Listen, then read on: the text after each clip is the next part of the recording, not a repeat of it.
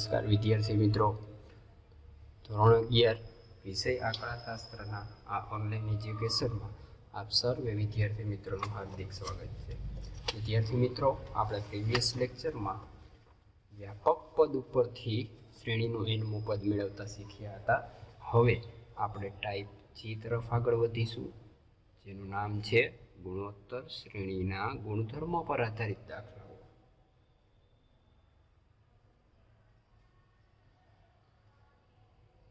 ગુણધર્મો પર આધારિત દાખલાઓ.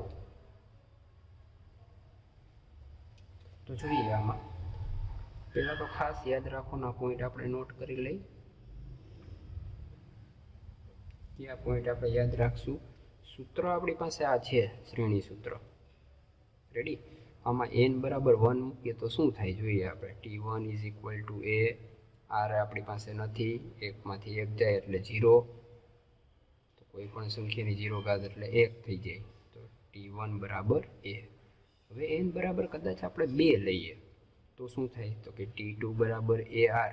2 માંથી 1 બાદ કરો જોઈએ તો કે 1. t2 બરાબર ar મળે. n બરાબર 3 લઈએ, t3 is equal to ar ની 3 માઇનસ 1 ઘાત કરીએ તો 3 માંથી 1 જાય એટલે 2 મળે. n બરાબર 4 લઈએ, t4 is equal to ar ની 4 માઇનસ 1 ઘાત એટલે t4 બરાબર ar ની 3 ઘાત. હવે બધે એ તો આવે જ છે. જો વિદ્યાર્થી 3 હોય તો r ની 1 ઘાત પછી ટૂંકમાં એવી રીતે પદ મળે. હવે ફોર એક્ઝામ્પલ n બરાબર 5 હોય તો આપણે આવું લખી શકીએ કે t5 બરાબર ar ની 5 છે તો 1 ઘાત પછી કરી નાખો 4.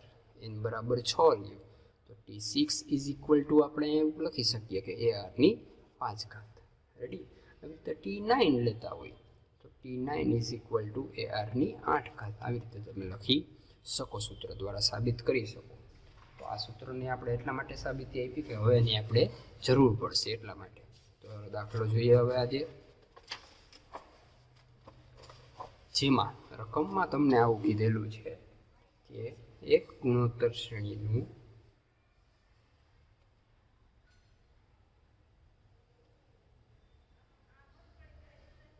પ્રથમ પદ 4 હોય તો પ્રથમ નહીં, બીજું પદ 4 હોય તો શ્રેણીના પ્રથમ 3 પદનો આકાર મેળવો. જોઈ લે વિદ્યાર્થી મિત્રો, અહીંયા જવાબમાં t2 ઇઝ ઇક્વલ ટુ 4 બરાબર પ્રથમ 3 પદનો ગુણાકાર મેળવવાનો છે.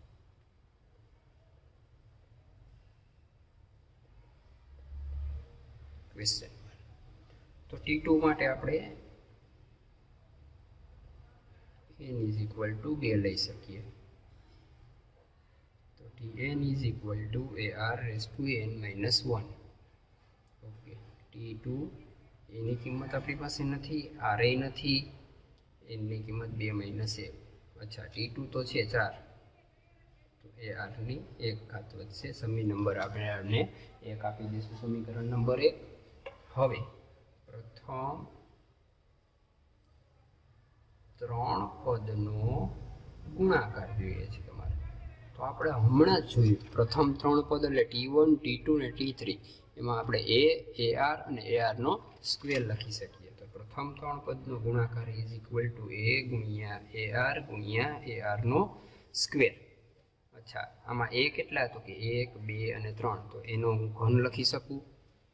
r કેટલા? 2 ને 1 3 બરાબર. તો r ની 3 ઘાત, 2 ની 3 ઘાત છે તો કે ar નો આખા કૌંસ ઉપરની 3 ઘાત લખી શકું. તો આપણી પાસે ar ની તો કિંમત છે 4, એ અહીંયા આપણે મૂકી દેશું. તો ar ઇઝ ઇક્વલ ટુ 4 મૂકતા તો 4 નો ઘન ઇઝ ઇક્વલ ટુ 64. આમ પ્રથમ 3 પદનો ગુણાકાર 64 મળે તેમ કહેવાય. બરાબર વિદ્યાર્થી મિત્રો? હજી એક આવો દાખલો જોઈશું એટલે આપણને વધુ ખ્યાલ તમને ક્લિયરિફિકેશન થઈ જશે, જેમાં બીજા દાખલાની રકમમાં આવું છે એક ગુણોત્તર શ્રેણીનું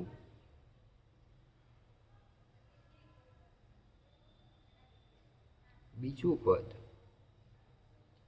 8 હોય તો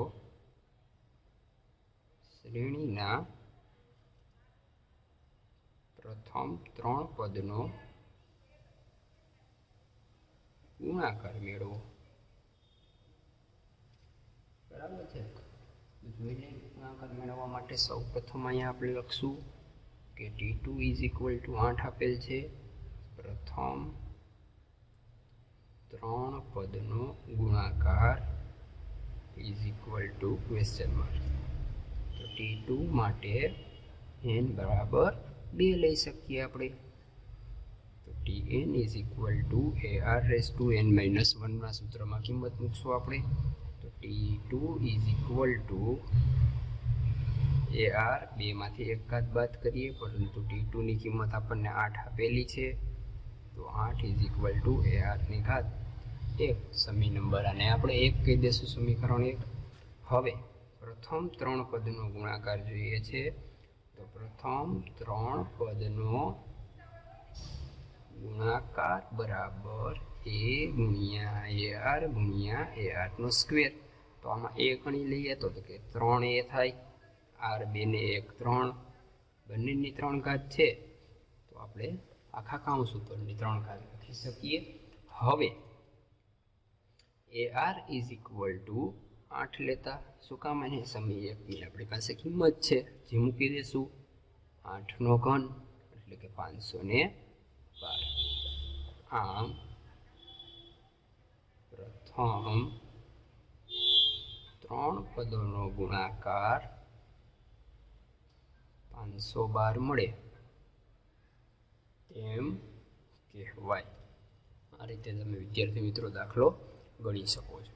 તો હવે આપણે હોમવર્કમાં થોડાક દાખલાઓ જોશું જે તમારે પ્રેક્ટિસમાં ગણવાના રહેશે વિદ્યાર્થી મિત્રો. ત્રીજા દાખલાની રકમમાં એક ગુણોત્તર શ્રેણીનું બીજું પદ 10 હોય તો પ્રથમ 3 પદનો ગુણાકાર મેળવો. આન્સર આવશે આનો 1000. ચોથો દાખલો, એક ગુણોત્તર શ્રેણીનું બીજું પદ 6 હોય તો શ્રેણીના પ્રથમ 3 પદોનો ગુણાકાર શોધો. તો કે આનો આન્સર આવશે તમારી પાસે 216 આવવો જોઈએ. બરાબર છે વિદ્યાર્થી મિત્રો. એવી જ રીતે હજી એક દાખલો, એક ગુણોત્તર શ્રેણીનું બીજું પદ 12 હોય તો શ્રેણીના પ્રથમ 3 પદનો ગુણાકાર શોધો, જેનો આન્સર તમને મળશે 1718. બરાબર છે વિદ્યાર્થી મિત્રો. તો આ રીતે આપણે દાખલાઓનો વિશિષ્ટ ગુણધર્મ આધારિત દાખલાઓનો અભ્યાસ કર્યો. નેક્સ્ટ લેક્ચરમાં મળશું ત્યારે આ જ દાખલાઓને આપણે આગળ વધારીશું. તબ તક કે લીએ જય હિન્દ, જય ભારત, જય ગરવી ગુજરાત.